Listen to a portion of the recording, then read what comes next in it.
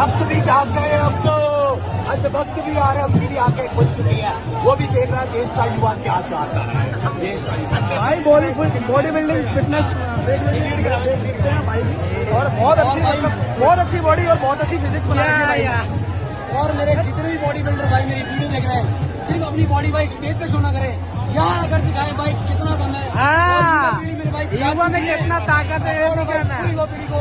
और कांग्रेस जनता पार्टी हमें नरेंद्र मोदी को, धर्मेंद्र प्रधान ये वीडियो आप कहीं से भी देख रहे हैं, घर पे बैठ के देख रहे हैं, अगर आप नहीं आ सकते तो वीडियो को शेयर करें, कानों तक आवाज पहुंचा दें सभी को। भक्तों तक आवाज पहुंचाएं।